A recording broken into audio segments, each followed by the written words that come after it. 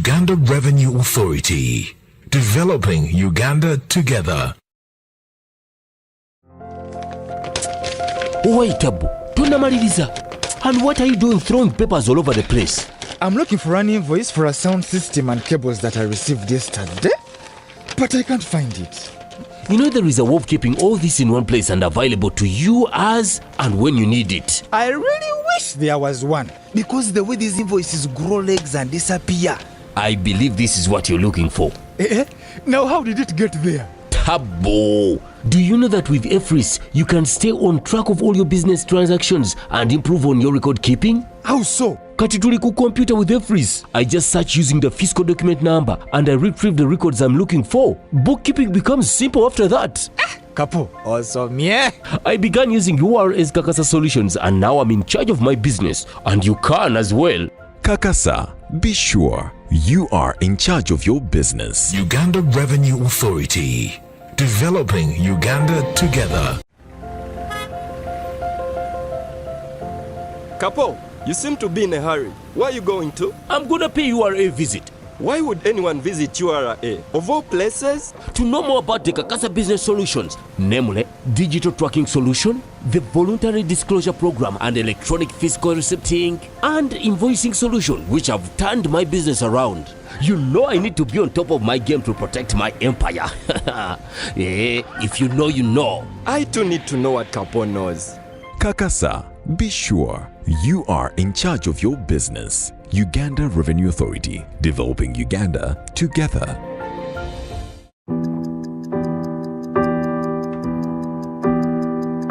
In chess, the small one can become the big one. It's the same here. And here too. Watch every move. Record every number so you can plan better.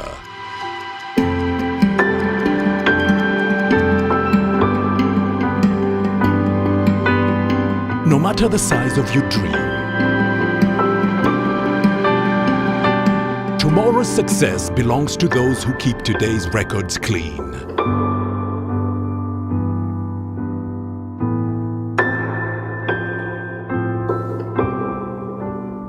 File your returns today. Uganda Revenue Authority. Developing Uganda together.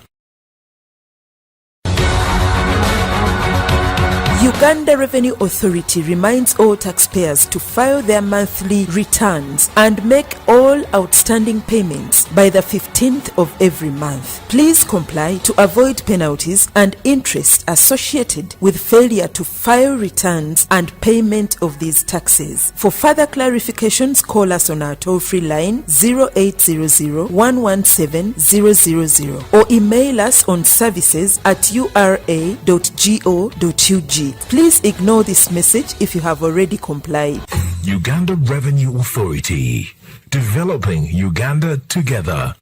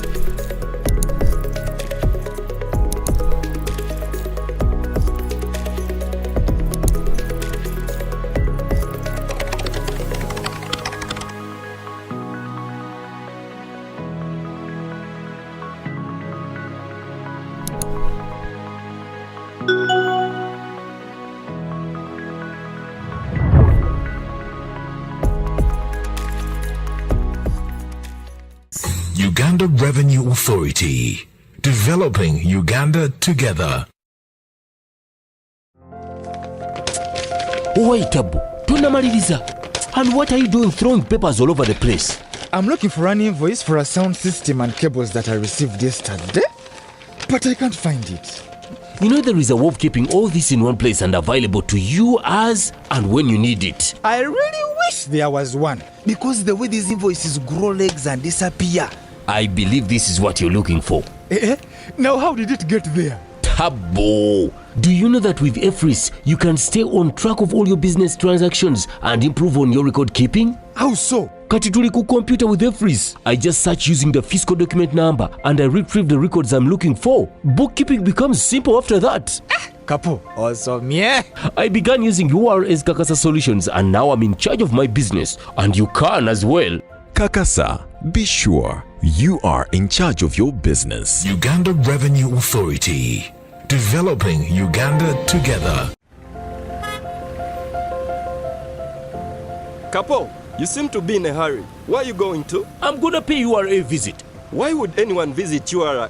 Of all places? To know more about the Kakasa Business Solutions, namely digital tracking solution, the voluntary disclosure program and electronic fiscal receipting and invoicing solution, which have turned my business around. You know I need to be on top of my game to protect my empire.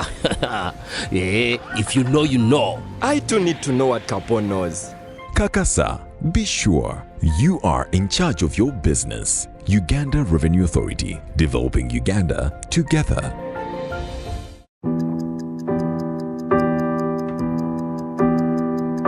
In chess, the small one can become the big one.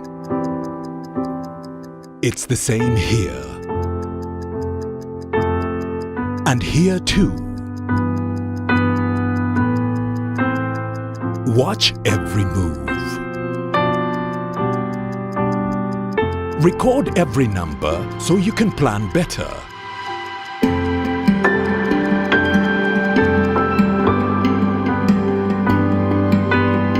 No matter the size of your dream,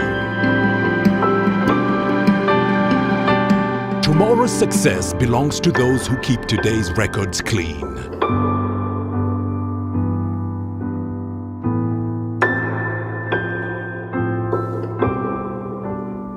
File your returns today. Uganda Revenue Authority.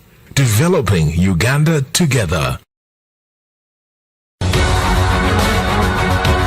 Uganda Revenue Authority reminds all taxpayers to file their monthly returns and make all outstanding payments by the 15th of every month. Please comply to avoid penalties and interest associated with failure to file returns and payment of these taxes. For further clarifications, call us on our toll-free line 0800 117 000 or email us on services@ura.go.ug. Please ignore this message if you have already complied. Uganda Revenue Authority. Developing Uganda together.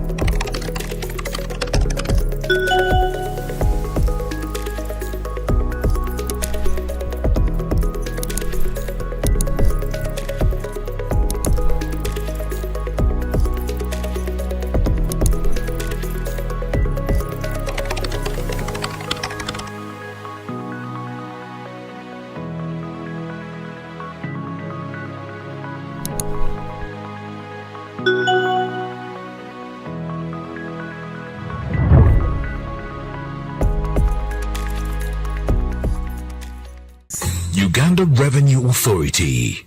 Developing Uganda together. Wait, Tabu, tunamaliriza. And what are you doing throwing papers all over the place? I'm looking for an invoice for a sound system and cables that I received yesterday, but I can't find it. You know there is a way of keeping all this in one place and available to you as and when you need it. I really wish there was one, because the way these invoices grow legs and disappear. I believe this is what you're looking for. Now how did it get there? Habo! Do you know that with Efris, you can stay on track of all your business transactions and improve on your record keeping? How so? Kati tuli ku computer with Efris. I just search using the fiscal document number and I retrieve the records I'm looking for. Bookkeeping becomes simple after that. Kapo, awesome, yeah. I began using URS Kakasa Solutions and now I'm in charge of my business, and you can as well.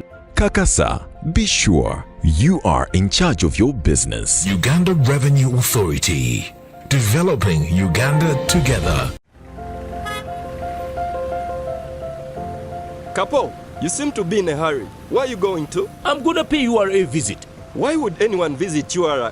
Of all places? To know more about the Kakasa Business Solutions, namely digital tracking solution, the voluntary disclosure program and electronic fiscal receipting, and invoicing solution, which have turned my business around. You know I need to be on top of my game to protect my empire.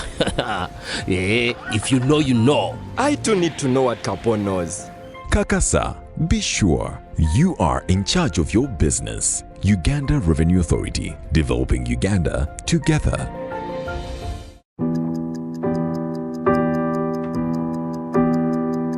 In chess, the small one can become the big one. It's the same here. And here too. Watch every move. Record every number so you can plan better.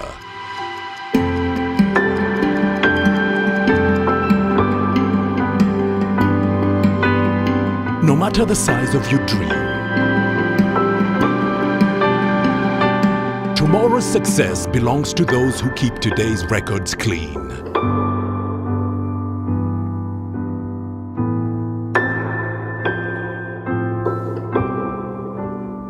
File your returns today.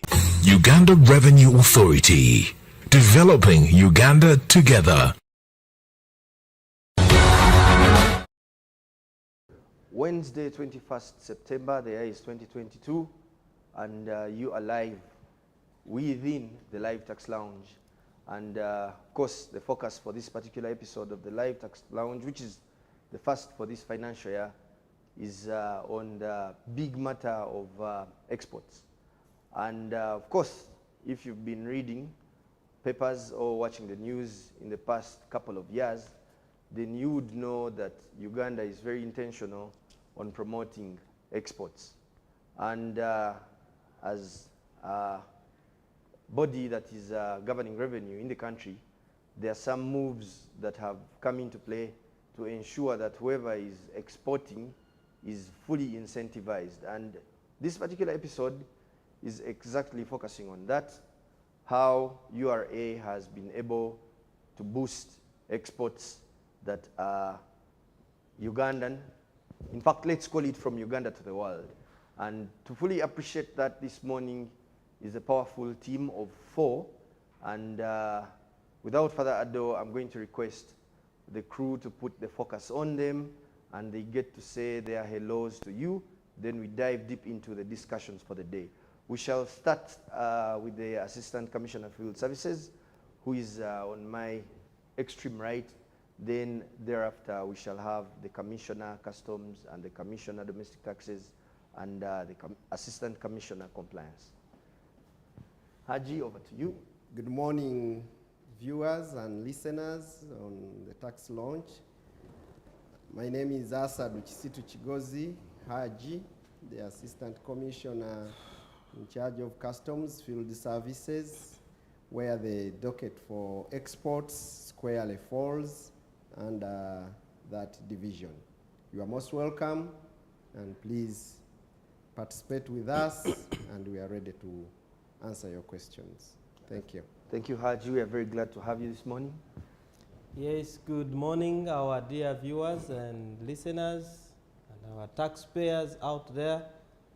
My name is Abel Kagumire, Commissioner Customs at Uganda Revenue Authority. We are happy to be here to have a discussion with you and see how best we can facilitate you, especially in regards to your exports. Thank you. Thank you so much, Ebo. Good morning, listeners and our esteemed taxpayers out there. I'm called Sarah Chelangat Muzunga, Commissioner Domestic Tax.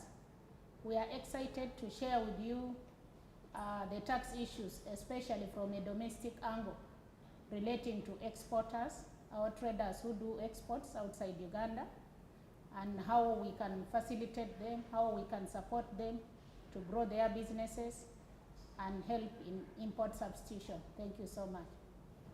Thank you so much, Sarah. We are glad to have you on set. Emmanuel?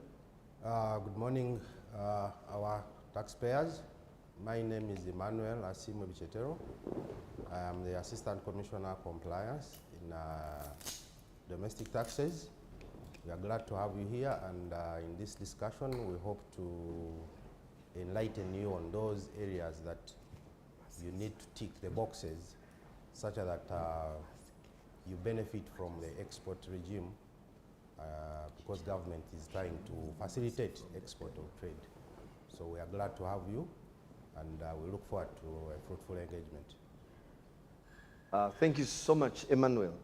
Of course, the reason why we are here as a full team, full assembly, is to make it very clear to you, the trader or the taxpayer for that matter, that you have to be both a trader and an exporter. You can't do only one of the two. So there are obligations that you have to fulfill from the perspective of a trader doing business in Uganda. Then there are also obligations that you have to fulfill as a person who is trying to do business beyond the borders of Uganda. That's why we have both customs and domestic taxes.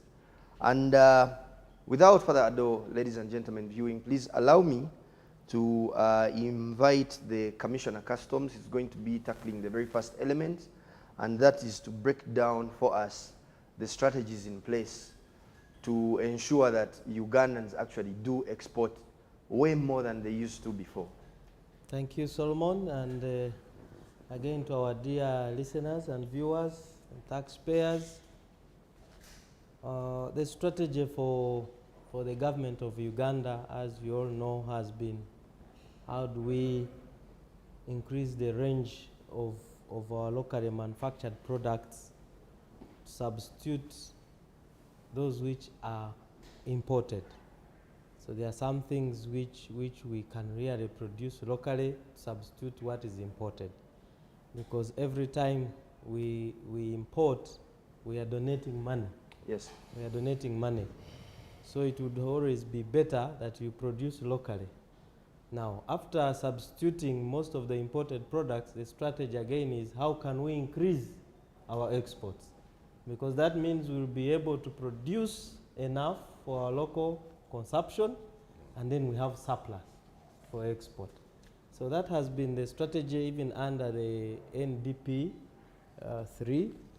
And according to the strategy, we are looking at where do most of Ugandans fall? What is it that we can have advantage to export? And most of Ugandans are into the agricultural sector. So we've been encouraging a lot of agro-processing as a country. And even us at Uganda Revenue Authority, we see a lot of now is value being added onto our agricultural product. We no longer export raw things. At least there's some value addition. Before fish goes, there is some value addition that has been done, which fits into the government strategy. Can we try to increase local production? Can we try to add value to what we export? And the government has been very emphatic on that one, using all channels, the National Planning Authority, the Export Promotion Council, and the boards, to make sure that we grow this. And and there has been increased value from when NDP 3 started focusing on this, and we have seen a lot of developments in this space. Of course, we are not only doing that as Ugandans, we're also attracting foreign direct investments into these sectors. So you find people come directly and establish factories here to process our products so that we export them when they have added value.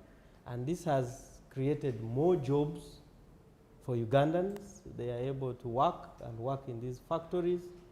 If you've been on this route of eastern Uganda and you're around Mukono and you pass there at 6 a.m. and you see how many people are coming into the factories to work, and the evening when they are going, that shows you the level of employment that Ugandans are getting because of attracting these investments into Uganda. So this factory which is in China, this factory which is in another country, can you establish it here in Uganda?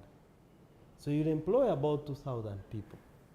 These 2,000 people are scattered all over, and their livelihoods are going to improve.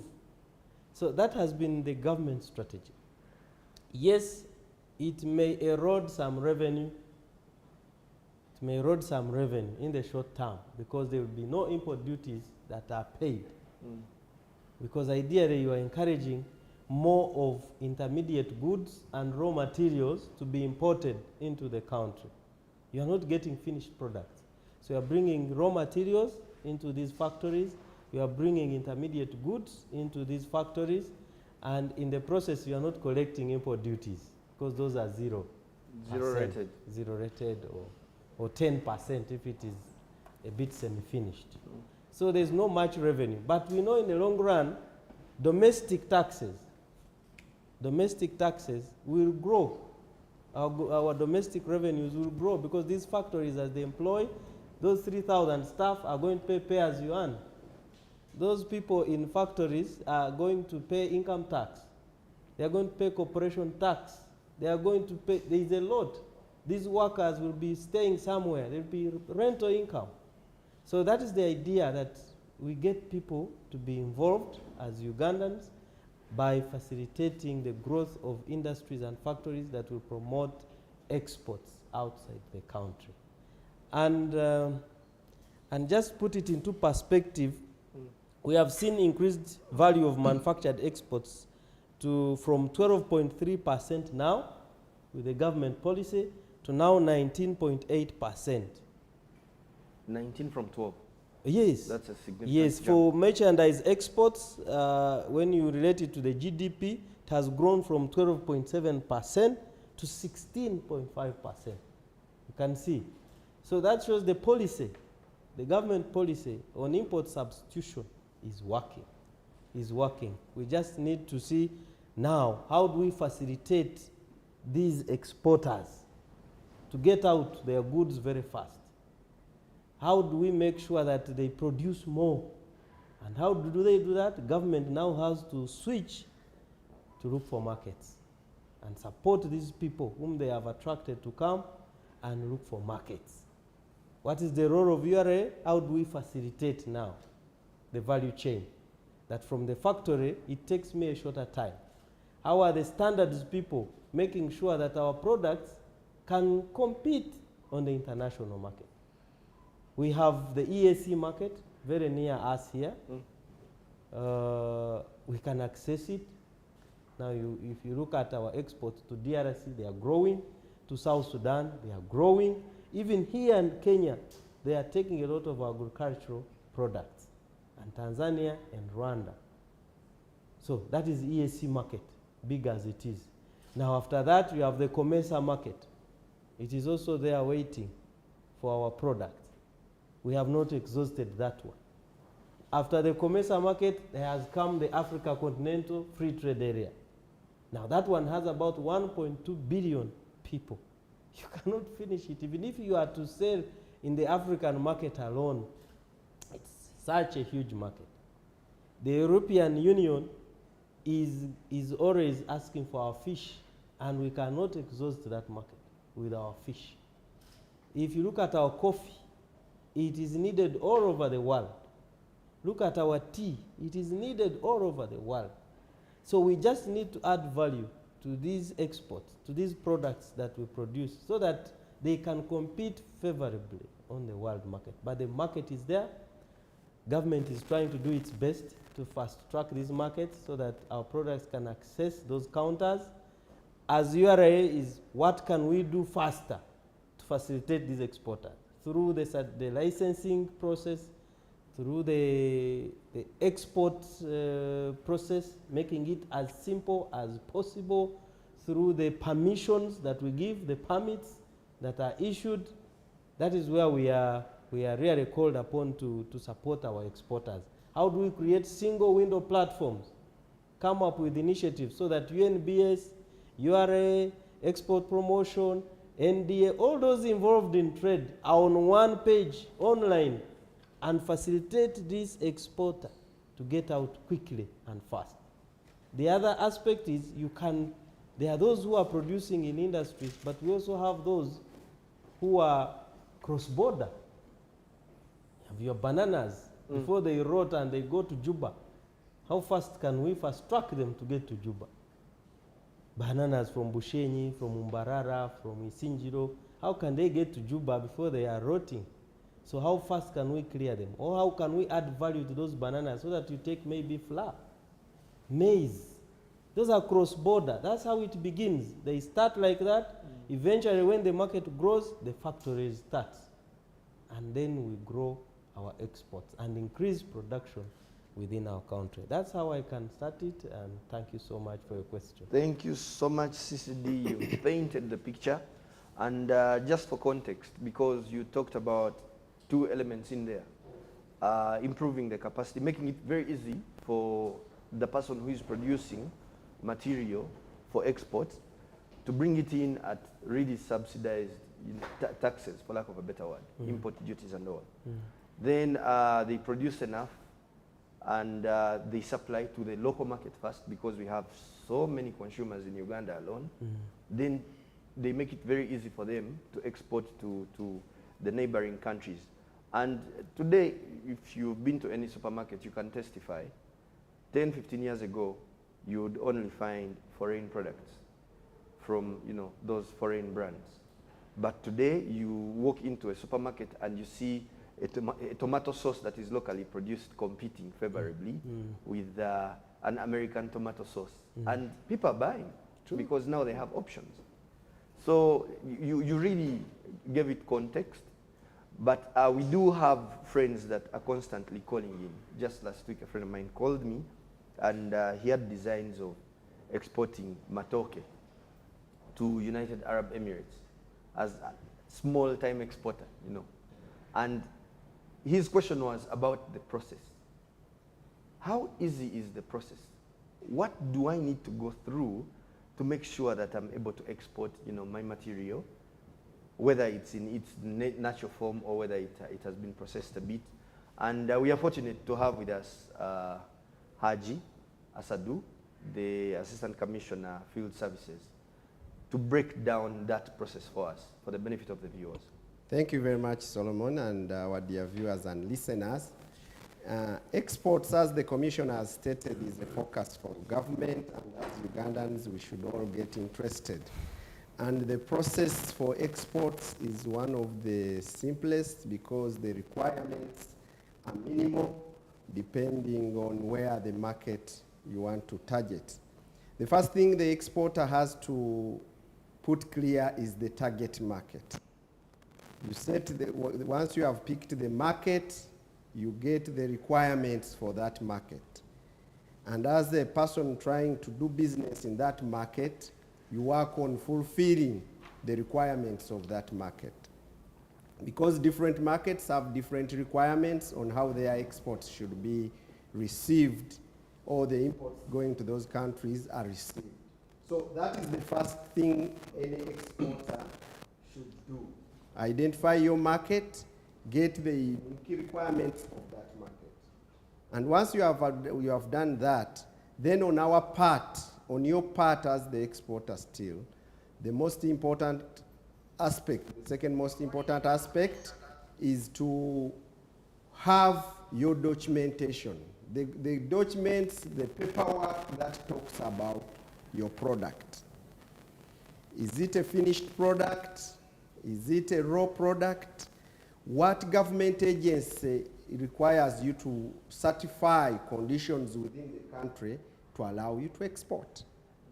We have exports that are allowed, goods that are allowed to be exported, others are not. And those are very clear in the laws. They have been stated out, and we quite often talk about them. We shall talk about them later. Then once you have got your market, you have got the requirements for the market where you're going, you've got your paperwork ready, the responsibility agency to certify that product, if any, you have got the permits if they are required, then you are set to go. Once you have done that, then URA is going to come in. The countries require certain documents from us as Uganda to confirm that these goods are really from Uganda. And you have what we call a certificate of origin to confirm that really the product you are sending out is coming from Uganda. And that one is done, URA gives that certificate, but we have simplified, as the Commissioner has said. All these are accessed online in a single window platform where all the government agencies that interact with the exports are accessed. So you put in that request and have that document, certificate of origin, so that you can be able to access the market where you're going. And now if you have the actual product, now you are ready to move, all the paperwork is ready, everything is ready, you set your products for us to confirm that this is really the product you are going to take out. Some of the inspections for these goods, the exports you are taking out, is done at factories, some at customs exit stations, or when you are in Kampala here, we have quite a number of what we call customs bonded warehouses, where we have customs officers stationed to confirm the goods that you are taking out. Why? It is very important for us to confirm that those are the goods you are taking out as per the authority from the agencies, but also the quantities and the values you have given to these products. It's very key to us. That's why exports are ascertained by the customs officer to make sure that what you are prepared is what you are taking out. If you are going to use air, it may require some other additional requirements, how you keep your goods in refrigerated vehicles, because some goods go bad if you don't put them in refrigerated containers. So even at the Entebbe International Airport, we have areas that are reserved for special goods that require special conditions to be exported. If you are taking fish, those require certain preservative conditions, and they are confirmed at the point of exit, especially in Entebbe, where the fresh products mainly use air. But if you are using a container, goods that can have a long duration to expire, you are using the road, you are using the rail, or sometimes some people are using port bell, you are going by water, then we as customs officers confirm what you are taking out, what kind of item. Is it eligible to be exported? Yes. The quantities you are talking about in your documents, the values you have given, because it has, as the Commissioner said, we are not picking taxes from exports, but we are going to pick the money when you make money, in terms of domestic taxes, income tax, excise duty. So those other taxes, that's why it is important for us to make sure that whatever you are taking out is what exactly you have presented to us. So for us in the field, we confirm that you have met the requirements for export. And we do that even by physically examining that cargo and writing what we call an examination report, a verification report, which is attached. But all this attachment, the system is automated. After the cargo examination, verification, the rest of the processes are automated. So we make it fast. And we have very, very ambitious clearance times for exports because of the urgency. We need this foreign exchange to come in. And because of the timelines, the importers, people who are importing our goods, have put on our exporters. Briefly, that is what I can mention. the process of exporting is at the moment. Thank you so much. Thank you so much, Haji. I'm going to stay with you for a bit. For purposes of the viewer, they would like to appreciate how fast the timelines are, because you talked about the ambitious timelines, just to paint a picture for them. Then secondly, you hinted on exports that are prohibited and exports that are restricted in Uganda. If you could also break those down so that people who are there get to know that there are things that you actually can't even think about exporting. Then there are things that you can export, but within restricted guidelines. Thank you very much, Solomon. Depending on the kind of export you have, there are some exports which other government agencies have looked at. And because of their regulatory mandates, for instance, if you are exporting coffee, a customs officer doesn't need to verify coffee again, because UCDA has done that part already to confirm that those are the bags you have, that's the quality of coffee you have as required by the international market. So if you are handling such, it is a matter of hours, between 3 to 6 hours, the process for customs in terms of the document check and everything will be done. And then the other part will be for you to drive your vehicle to the board of exit of your choice. So we can have as much as document check clearance within 3 hours, and that one is catered for. But as I said, depending on what kind of items you have. Then the other part is which can take some time, is the verification, examination, confirming your cargo.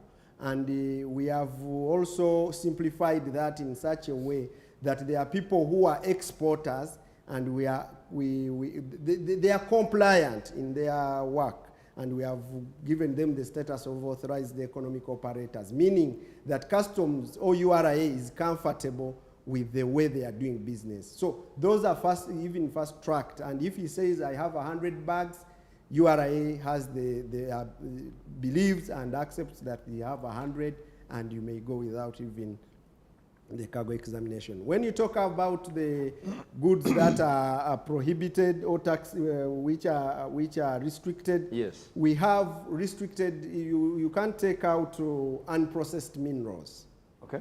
And minerals form one of our major exports. Gold is one of our major exports. So you are not allowed to take out any unprocessed mineral. We don't allow you also to take out unprocessed fish. Fish is one of also our second most export we are having, and raw hides and skins are also not allowed to be taken out. So if you are to take out these items, you need to process them. You add value to them so that we can be able to get a high return from these items. But there are those that are prohibited completely, that you are not supposed to take them out. Even to think about. Yes. You can't go to our national parks and pick rhino horns. You cannot take the ivory, those endangered species. We have them in Uganda, but you can't pick a product from them and export it. It is prohibited outright. We have Mairungi. Those people grow them, but these are things that are not allowed. Ammunitions, you are not supposed to. We manufacture ammunitions, so you don't export. So charcoal, wood charcoal is not allowed to be, that one you are not allowed to take it out. Timber is restricted. You must get an authority, a permit from the Uganda National Forestry Authority to confirm the source of your timber. Is it a natural forest timber? Is it grown timber and you are processing pine or eucalyptus? So we have to confirm that what you are taking out. So those are restricted, and you must get permit from the relevant authorities for you to be able to take them out of the country. Thank you so much, Haji, for elaborating on those specific areas so that people don't take any excuses. Maybe additionally, a few items, exports have been put on tax. export tax. Fish has some tax, hides and skins, and also minerals, gold. So those ones attract some tax, but the rest of the exports don't attract any tax. Of course, probably due to their high value nature.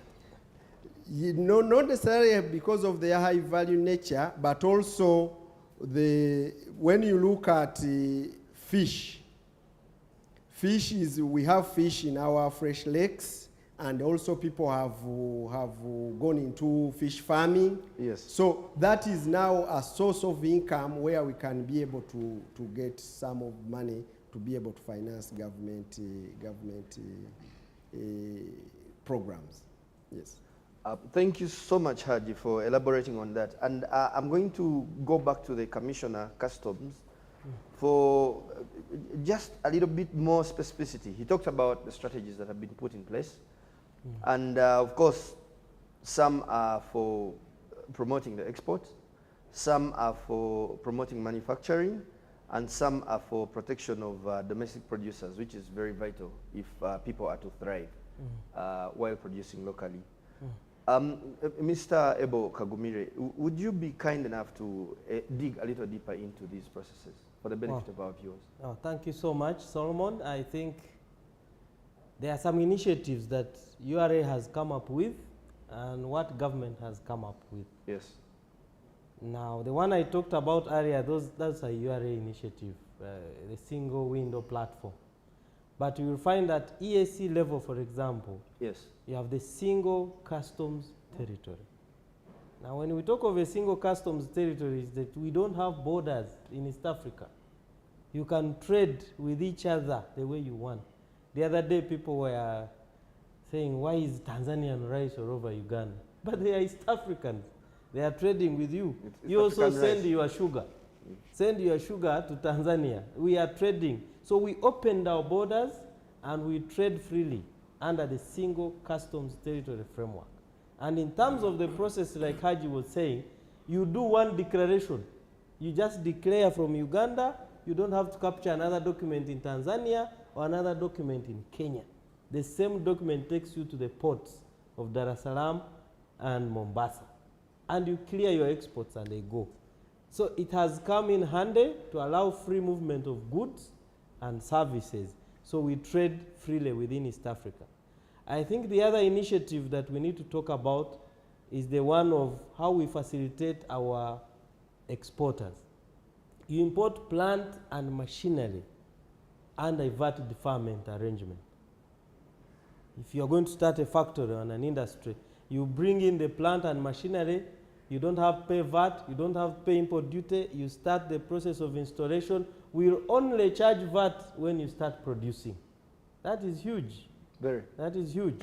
The other initiative that you find now that government has come up, they have set up industrial parks. Industrial parks, if you know Kapeka, Mbale, Namamve. So those industrial parks are parks which have been established to produce. You just establish a factory in that park to produce for export. So there are many incentives, both on domestic taxes, and even there are some incentives where government even decides to pay for you taxes when you are in those industrial parks, just to attract you in those industrial parks. The others going in Buyikwe, there's one going to be established in Inshara, in Mbarara. I know over the weekend there's another one going to be done in Kisoro. So government is really geared toward establishing these industrial parks to help most people to get into those parks now. They attract both nationals and foreigners in those parks. You are free to establish your factory. There are rates, of course, which are a bit different for nationals and the foreigners. So those are some of the initiatives that have come up to facilitate these, our exporters, to be able to produce for the local market and also for export. Thank you so much, CCD, for elaborating. I particularly liked the part where you talked about the fact that these parks are not exclusive to foreigners, because some Ugandans have it twisted that these parks have been made to simply attract foreign investment. But even locals People are actually in those parks and they are locals and they've Yes. invested Yes. a significant amount and they are creating opportunities Yes. for their colleagues. Yes. The bottom line is to have as many exports as a country as possible. I hope, Solomon, you're also aware they have established free zones. Government has established free zones in Entebbe. Free zones are just spaces created for people to bring their goods wherever they are, put them there, and they market them for export. So it's like a country on its own. You bring goods from wherever, put them in that free zone, process them in that free zone, export them. That's where we have reached as a country. And it's under the Uganda Free Zones Authority licensing those free zones. So there are so many initiatives to show that government is really geared into promoting these exports. Thank you so much, Commissioner Customs. Now, of course, there's always a catch. And to benefit from all these amenities that have been put in place by way of government and by way of the tax body, there is a way you are supposed to be as a taxpayer, if I may. And we do have the Commission on Domestic Taxes, because the process of compliance is end-to-end. You don't only comply with customs as an exporter, you also must fulfill some obligations in order to benefit from some amenities that have come your way by way of domestic taxes. Now we are going to have this conversation, but before we even dig deeper into what the conversation is, I would like to request you, Commissioner Domestic Taxes, to speak about the incentives that are in place for the exporter within the domestic taxes arena. Thank you so much. Export promotion is one of the key strategic areas of government, and specifically, government is really very keen, very interested in us supporting these traders, and it's a balanced view. We are looking at both domestic investors and foreign investors bringing in capital to invest into our economy. Even globally, if you look at the way trade is done and the way tax administration is done, customs now becomes more of a facilitation for trade, and then domestic tax is doing the more of the business or revenue mobilization. Specifically, just to get back to your question, what benefits do we have for exporters? Exporters, like I indicated, are very key strategic areas. And if you look at the exemptions under Section 21 of the Income Tax Act, we look at certain conditions that have to first be satisfied by the customer or the trader. And these are mainly, we look at a capital investment of $300,000 or $10 million if you are a citizen. And then if you are investing outside Kampala and you are a citizen, we look at $150,000. These thresholds have been reduced further based on the feedback that we get from taxpayers. And when we talk of a citizen, we also mean citizen of the East African community. So a Kenyan can come here and invest and will benefit from those lower investment capital thresholds that we give to citizens. So if you are able to meet the threshold, we are also giving you another condition that at least 70% of your employees should be Ugandans, and those Ugandans should be in gainful employment. And then we are also saying, if you are manufacturing, get at least a bigger percentage of your raw materials locally. And you should only import when you cannot source the raw materials locally. We are looking at ensuring that we really benefit the domestic market. As we do this Buy Uganda, Build Uganda, all these business activities should benefit the locals. If you take, for example, your processing plant to, say, Soroti, buy the fruits from Soroti and engage people, employ people from around that area so that the synergies can benefit the people around the area. So if you meet these conditions, we have a 10-year tax holiday, income tax holiday. You don't have to pay income tax on your profits. We also have exemptions for excise duty. We have exemptions on stamp duty. Of course, those ones, there are still conditions that you meet. And then specifically for VAT, we have VAT refunds for exporters. If you are in a net refund position, we will give you VAT refunds, and these refunds are fast-tracked for exporters. Examples of the different exports could be, maybe you can even be in general trade, general and retail trade, where you are just a middleman. You buy maize or coffee and then export. Or you could be in agro-processing and you are exporting some of these agricultural products. Or you can be in actual manufacturing for export. Those are areas that really interest the government, and we give you a 10-year tax holiday, which is quite good. However, when we give you these exemptions or these incentives, you must be able to comply. You must be able to file the returns, and consistently file returns for the company, for the directors, file returns by the due date, because we keep doing field visits to check on your compliance status with the conditions that we listed in giving you this exemption. Are you following these conditions? Sometimes traders can come and say they are doing this business. When we go to the field, if we check that you are not doing that same business that we engaged on, that you applied for, you run a risk of your incentive being removed. So we will expect that you will file the returns religiously. Other taxes, of course, will be payable. Like pay as you earn, you have to withhold on behalf of your employees on salaries. You will also have excise duty. For example, if you are manufacturing excisable products like mineral water, juices, alcohol, those kombuchas, all those ones are excisable. We will expect you to again file those excise duty returns and pay them by the 15th of every month. If you are a designated withholding tax agent, we will also expect that you will withhold from your suppliers of goods and services. As you pay them, withhold that 6% and pay to the Uganda Revenue Authority by the 15th day of every month. So VAT will be a refund position.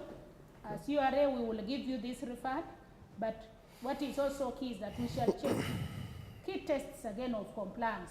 The refund must be documented, it must be supported by the right documentation, and once this is checked, then we should be able to refund. There are also areas where my colleague in Customs, Abel, talked about strategic areas where government, you may not be able to get the 10-year tax holiday, but government supports you to put up this investment. It may be very huge capital investment, and then government can commit maybe for 1 or 2 years to pay certain taxes for you. Again, we will track those taxes, but you still have to file returns, and then for us, we shall now follow up with the government on the taxes that they committed to pay. Otherwise, the key direction for government on exports is that we are really looking at growing our export base and substituting imports to a significant level. You will note that all these other countries were able to develop because of industrialization. So this is a key focus for government, and as Uganda Revenue Authority, we will support the exporters, we will support these traders doing business so that we are able to get the best out of them and also get a fair share of the tax as we continue giving them the incentives that will help them grow their businesses. Thank you so much. Thank you so much, Sarah, for that powerful submission that domestic taxes is putting in place to really support exporters and export promotion, if I may. But you talked about something there that really interested me a little bit more significantly than all the other things. And it is a discussion that the public usually has. And they're saying, what are refunds? Does you really refund? Are there conditions that I must fulfill to qualify for this return? Is it for everybody? If you can paint us a picture concerning the refund. Thank you so much. Refund is a very wide topic. VAT refund specifically is a very wide topic. We normally refund exporters. It's an incentive that government put in place to promote exports. So if you are selling most of your goods to the outside Uganda, we refund you. All we will need is the export documentation to confirm that these goods actually crossed Uganda. So we normally work hand in hand with our colleagues in customs to confirm that these goods exited Uganda. And lately we really want to be very sure that even that foreign importer has confirmation that they have received the goods, because we've been having issues where we refund and some of the documentation may not be very valid. So that is for exporters. We also refund other traders who are doing businesses. They could be a supermarket or a hardware shop, a distributorship. You have bought more goods. The stock of goods is much more than what you are selling. We will refund you on that, but we will also be interested in coming to verify that stock of goods. For again manufacturers, if you have stock of goods and VAT on plant and machinery that you incurred prior to commencement of business, we refund you that VAT that you incurred 1 year before commencement of business. And then for other businesses, we are looking at stock of goods at the point of registration, and then plant and machinery. If you incurred VAT on plant and machinery, we refund you that if this was incurred 6 months before registration for VAT. We have refunds for bad debts. You are trading. Remember, VAT is accounted for based on accrual. We use an invoice to account for VAT, but somehow you are not able to recover this money from your customer. The law provides for a 2-year window. If you are not able to collect this money within 2 years, we refund you this money. You must confirm that actually you had paid Uganda Revenue Authority this money. So we refund you this VAT incurred on bad debts or money that was not refunded. It's also possible that we can refund VAT on stock that expired or stock that got damaged. You can import your goods, and then in the process of moving goods, say from Mombasa to here, remember you now pay taxes from Mombasa. Yes. When you move, they get damaged, others even get expired, or you are not able to sell for one reason or another. We will refund the VAT that you incur on that. So specifically, we are also looking at refunds to diplomatic missions, consular bodies, and public international organizations. Those ones are, again, fast-tracked. Most diplomats and embassies, they are not supposed to pay tax, but when they go to a supermarket, for example, capital shoppers will not know that you are a diplomat, so you will pay the VAT, but then we refund. Those ones are usually fast-tracked because their documentation is quite precise. So basically, that is how the VAT refund mechanism works. We also have deeming provisions and other incentives for VAT refund that are given to the oil and gas sectors. Yeah, so that we give, there are deeming provisions that we give for those that are supplying to donor-aided projects. So those are areas where we cover really. And then the last point on refund is out of a third decision or a court decision, where the courts instruct that URA should refund the tax that had been paid. Those are areas that we also refund on a fast-track basis. Thank you. Thank you so much, Sarah, for that submission.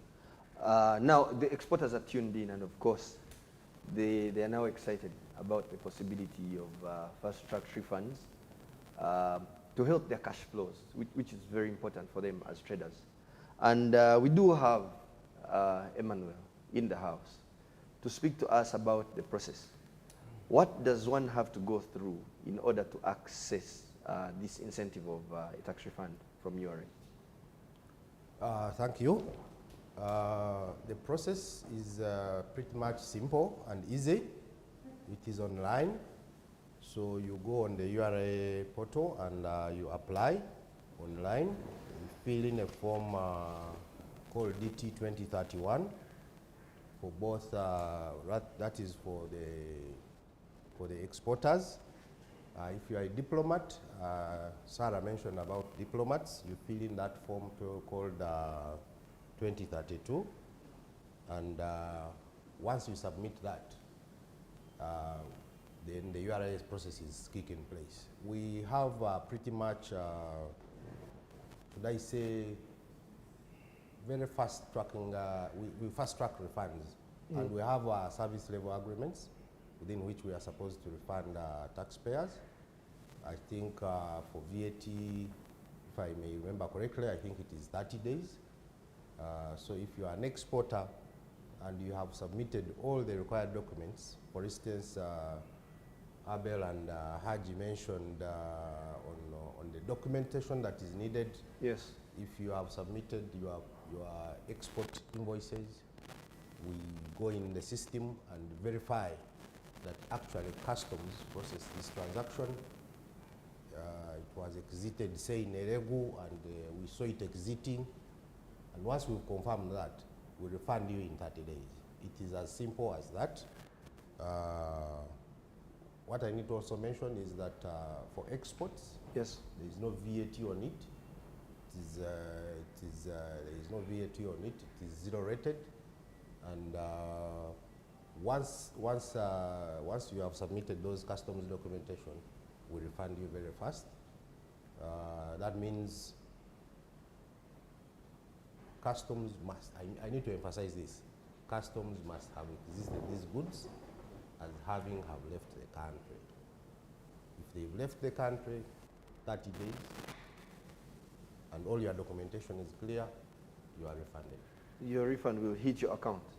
Exactly. Thank you so much. And I want to stay with you, really, Emmanuel, on the responsibilities for exporters in order to, access this refund, but even more, in order to be fully compliant with our domestic taxes by way of VAT. What are some of the responsibilities that exporters must take care of? The exporters,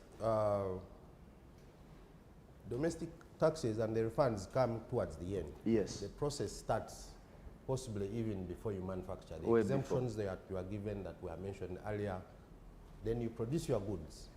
You get a client from, say, Europe or Sudan. You sell those goods to Sudan. You need to demonstrate through your documentation that, number one, there is a valid bill of entry that exited, that it was supported by an invoice, and once that is done, we tick you off, we refund you. There is a catch though, and I need to be honest with this. Please, tell us about that catch. You must not be owing URA any taxes. So if I'm refunding you VAT, and I notice that you haven't paid payee this side, I will first collect my payee and then give you the balance. You have to have a clean ledger that is up to date. Yes, because the tax laws require that I refund only when I don't, when the taxpayer doesn't owe URA. Of course, each case comes with challenges, but basically that is the standard that we follow. Yes. Thank you so much, especially for being very emphatic on that, because some people might, come in for a refund, and we get it a lot on the digital platforms. Someone is complaining, I requested for my refund, yet at times when you dig deeper into the matter, there is another tax head that is unfulfilled, and the two have to balance. So yeah, for the benefit of the viewers out there, if you're an exporter and you want to benefit from this incentive, particularly the one of refunds, the ledger must be confessing to to your demand for the refund. If I may, I would like to speak to some of the mistakes that exporters make, especially when they are claiming for the refunds. What are some of the mistakes that usually limit the ease with which they can get access to these refunds from your end? Some of the mistakes they make is failure to provide purchase orders from the foreign company. Okay. If you are a manufacturer, you clearly have to, you must give the other person buying an invoice. Yes. Sometimes that invoice is not available. So the purchase orders from across our shores is usually not there. Sometimes it is surprising, but sometimes you find actually even the customs documentation is not provided. So if you don't have those, then you basically, we cannot confirm that you exported. Of course, we can go further, basically go in the system to check, but that is a little bit more work, and therefore it will delay the process of refunding. So it is important that when you are asking for a refund, you support it with the necessary documentation to show that first of all, you exported these goods on which you paid VAT, and this is the VAT amount you paid to produce these goods, and it was more than what ideally you should have incurred. In other words, you are in a refund position on your side. The other aspect is a selection of right export applicable to the goods in ASCUDA. What do I mean? In ASCUDA, there are regimes there. Yes. There is a direct export. You get a Sudanese who buys goods here and you export. But there is also say a wholesaler who gets a quotation from Sudan. He has already paid VAT this side from, say, a manufacturer, and he's exporting these goods to Sudan. He's not a manufacturer, but he's a businessman in town. He has gotten his clients. Yes. This VAT, remember I said that VAT on exports is 0 rated. So once I go in a manufacturer and say I'm a distributor, I buy goods from you, I would have incurred VAT. Now the expectations are, if you sell it locally, then you also charge VAT. But if you're exporting it, you don't charge VAT. So what usually happens is that they pick a wrong regime in customs. In customs, that kind of regime is different from a direct export. So those challenges come in, and when you are validating these exports, unless you are very keen to know which regime you should look out for when you are confirming that these goods left, you might have a challenge. Sometimes there are transactions that don't pass through ASCUDA as well. So those ones also give us a challenge, and if you haven't clearly told us that these goods didn't pass through ASCUDA, you clear them at the border, then it becomes a bit difficult to process within our service level agreements those refunds, and therefore you'll have complaints, URA doesn't refund. But those are challenges that the exporters need to be aware of and address them. Certainly, he who knows what they should know, they are usually not left out when opportunities do come calling. So thank you so much for clarifying that, because the beauty of it is probably in time it will be solved. We are in the process of fiscalizing all exports. So once that is done, actually even the 30 days will become, Asad was talked about 36 hours. Yes. You can refund within the shortest time possible. Once they are fiscalized, everything is clear, then we should be able to refund even faster, so that we facilitate the exporters and we focus on the other tax heads, say income tax. Thank you, Emmanuel. My uncle is tuned in and he's wondering, when Emmanuel says fiscalized, what does it mean exactly? Okay. Fiscalized means it is we have an e-invoicing system in URA. Yes. Basically, it's an e-invoice in simple term, in simple English. It's electronic. An e-invoice, electronically generated with the interface with URA. Yeah. And that speaks to faster service offering. Yes, as opposed to manual processes. Yeah. Thank you so much. I would like to stay with domestic taxes because I have just, I think, one more question, but it's a two-in-one because we are now talking fiscalized, we are now talking systems, we are now talking faster trade providence. And there are these two systems that were introduced in the past maybe 2-3 years, and they seem to be the rage in town. This is EFRIS and DTS, or should we call it the digital tracking solution. Is there a relationship, or are there things that exporters should know concerning these two systems? Yeah, thank you so much. Maybe I'll start with the EFRIS. Yes. EFRIS is electronic fiscal receipting and invoicing solution. It's a solution that we rolled out 1 year ago, and it's supposed to help enhance compliance and support in transparency. What EFRIS does is that the taxpayer system is integrated into the URA system, and we are able to check the transactions on a real time, to view the transactions on a real time. This facilitates compliance and will actually, he's supposed to also fast track VAT refunds, because if we can have all these invoices in our system, we don't have to ask you to carry those box files to URA, and then we have to verify and tell you, no, you can't bring this invoice of this period. So where we are going is really to facilitate business through digitalization and make it much more easier for the taxpayer to deal with us.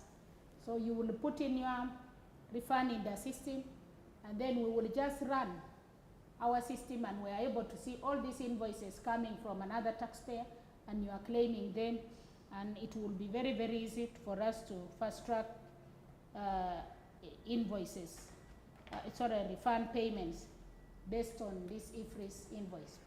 On digital tracking solutions, what we call DTS, this solution works mainly for manufacturers of alcohol, spirits, juices, water, kombuchas.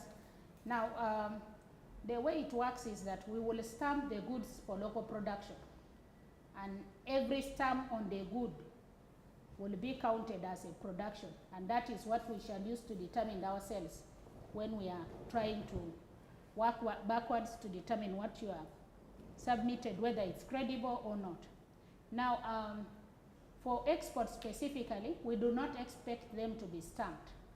Instead, what we expect is that you will have labels marked for export, and even including the destination country where applicable, and therefore those ones should not have VAT. Remember, this system is supposed to assist us to track VAT and excise duty. That is the DTS system.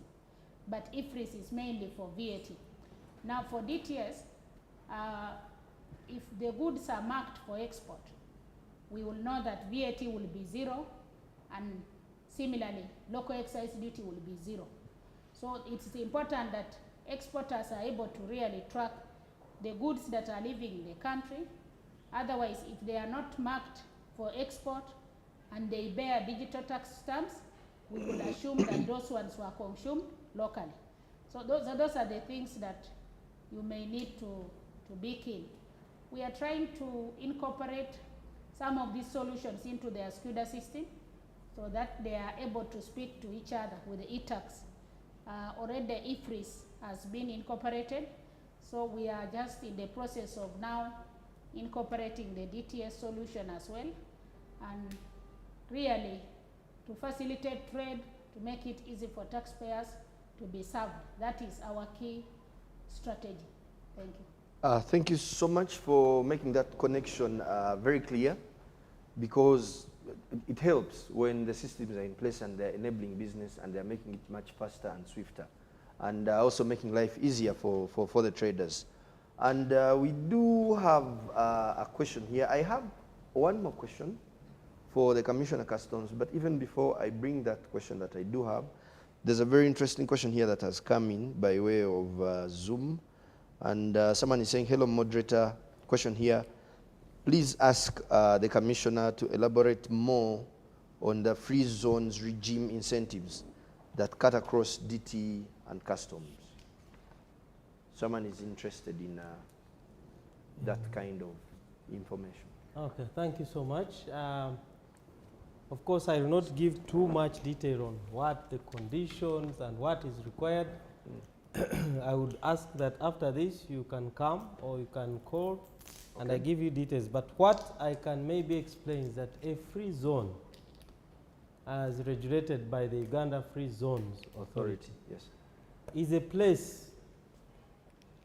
You first know it is a place gazetted by the authority for manufacturing goods for exports. How does it work? Goods can come from anywhere in the world, anywhere. You can call them raw materials. Don't say finished goods, because you're going to manufacture. Yes. So raw materials can come from anywhere in the world, and they are put in that free zone, which has been gazetted. It has boundaries and supervised by Uganda Revenue Authority. So you bring your goods, put your factory, start producing. Those goods that you produce must be exported. So you can say an industrial park can be gazetted as a free zone. You can say your farm, as long as you produce, you are going to produce for only export, exclusively can be for gazetted exports as a free zone. You can have a space at the airport, like when you go now. There is a space they have built and put structures, gazetted as a free zone. So that's how it is. It's you bring raw materials and inputs into that, put them there for purposes of export. That's where government has reached. Now, it is different. They normally confuse it with manufacturing under bond. No, manufacturing under bond, you import raw materials. Okay? Import raw materials. It can be plant and machinery. Put it there. That plant and machinery that you've put there is allowed and input to be used for producing goods for export. Not for the local market, for export.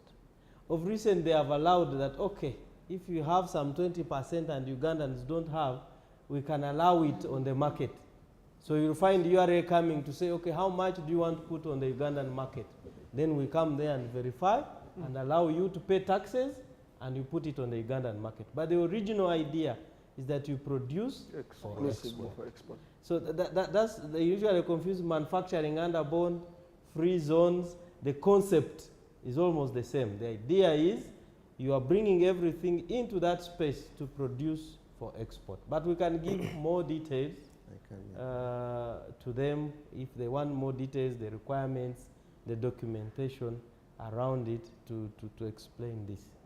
And there's also the other aspect which didn't come out well, the one of duty remission. Yes.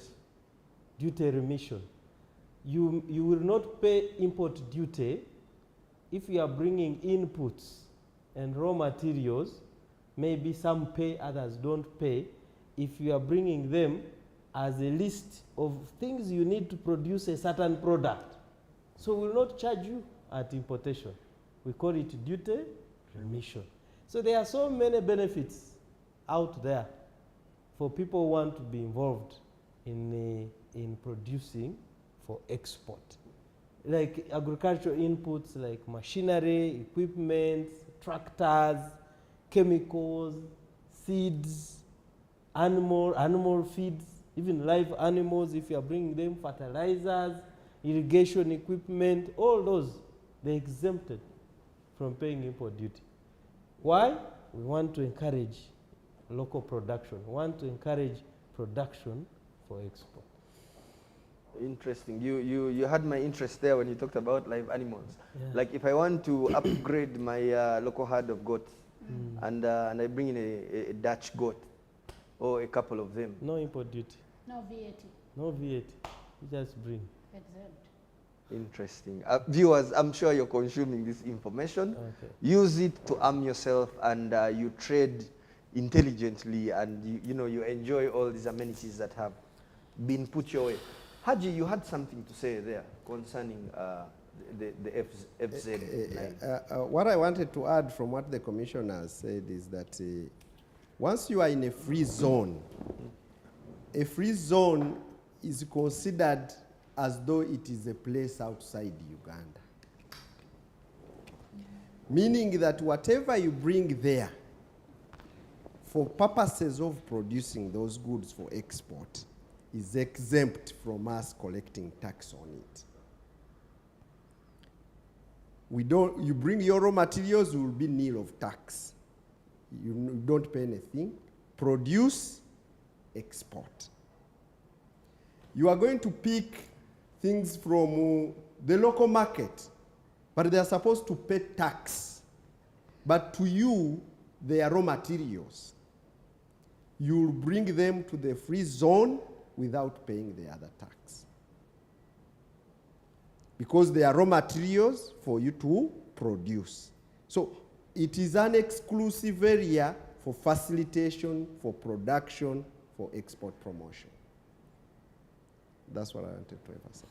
Thank you so much for that clarity. The very last question that I do have is a question of, because we got to appreciate it from the perspective of domestic taxes, the exporter responsibilities.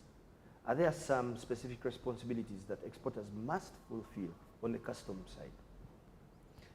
Yes, like earlier I said that, of course, for any exporter, for you to be processed through URA, we expect you to have registered with the Uganda Revenue Authority. We expect you to have a tax identification number. We expect you to be registered with the local authorities that register a business. We expect you to be registered so that you have an identity. Because that's the only way we can be able to identify you. Our systems can only accept you if you have an identity. And an identity on our part, you must have a tax identification number. But if you're a company, the requirements for a company are all accrue so that we are able to facilitate you. But the other issues, other requirements are very minimal because it is you producing for export. It is you presenting your goods to us that you are taking them out. So once you fulfill that requirement, you have an identity. Regulatory authorities that have to give permission or supervise your work have been certified that you have them. Then for us customs, it is good to go. We are going to facilitate you and you move. If you are having those exports that involve tax, the requirements will be how do you transport them? The vehicles you use to transport them must be under customs control. We give them licenses to transport these goods so that we are sure that all the requirements are fulfilled. And you are engaging a person who is handling your cargo, is a licensed agent, a customs agent, who is able to make a report to us that Solomon is exporting ABCD to maybe UAE. Thank you so much for that clarity. The viewers are watching and they're interested in knowing, just for information purposes, the financial year that we closed, 2021 and 2022, what was some of the standout exports that featured very prominently? Because it helps to comfort them to know that Uganda is actually really exporting. These are just not words. We are sending out very high volumes of cargo and we are getting some dollars for it. Thank you very much, Solomon. One of the the items on the highlight for our exports with the high value is gold. Gold was one of the highest exports we had. We also have coffee. Coffee is still one of our major agricultural exports. We have sugar, black tea is still on the list. We have milk.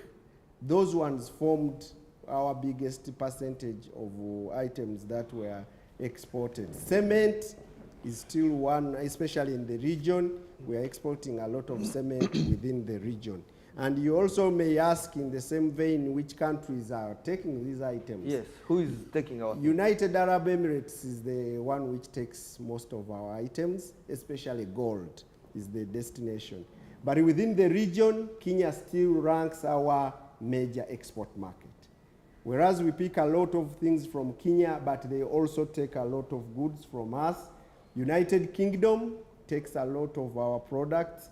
South Sudan, Democratic Republic of Congo, and then Germany, Netherlands, Belgium, those countries are still key markets for us. And of course, with the diversification of exports, we expect that people are going out, and the government is deliberately through our embassies going out to get more market for our products. And it is very important for people to get information of what they require. You may have something and you don't know that it has a market. We have the Uganda Export Promotions Board.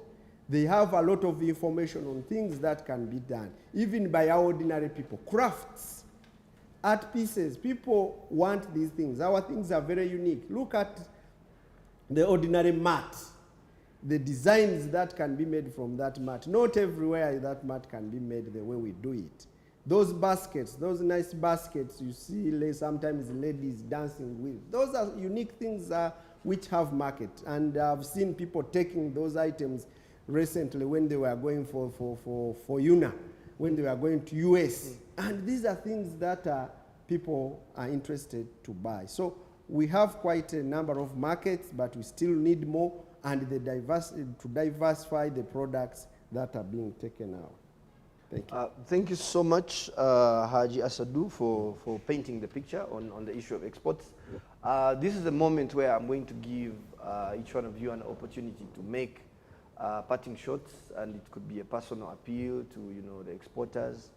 It could be a personal appeal to taxpayers on the compliance side. It could be anything, really. And we shall start with Emmanuel. Thank you, Solomon. Dear viewers, URA is here to support you in your business. Export, where you have challenges in terms of refunds, we are available because our belief is you are our partners in this struggle. So you help us achieve our mandate as you also grow your business. We look forward to future engagements, and God bless you. Thank you so much, Emmanuel. You made it very clear. URA is your partner.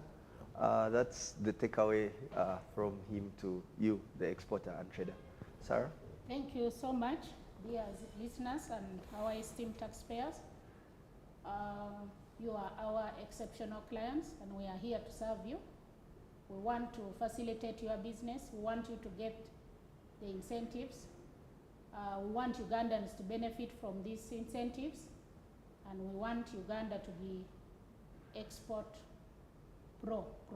more of export than imports. Let us benefit from these incentives, and let us also be compliant.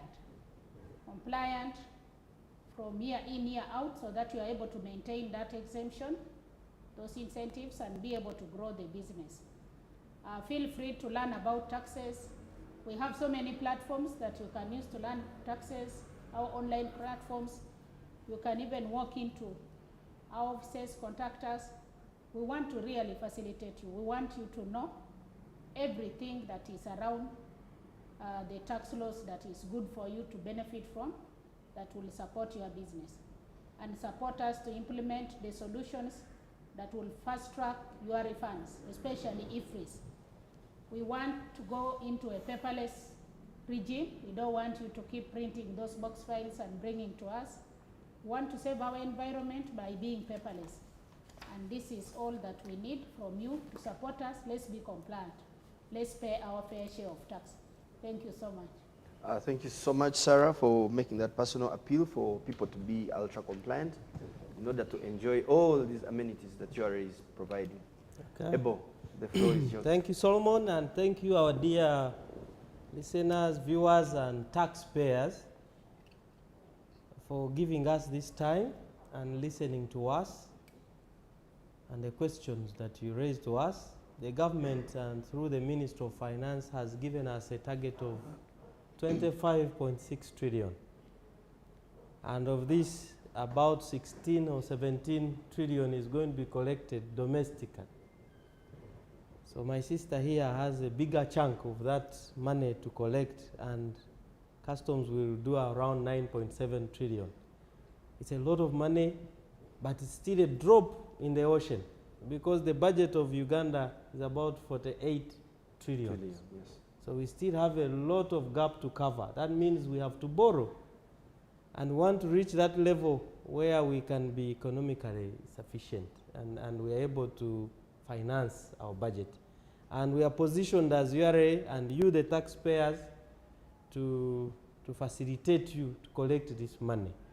We are determined and focused on making sure we come up with initiatives that are going to help you trade quickly, access markets quickly with your exports, and also if you are importing goods, we want to facilitate you faster.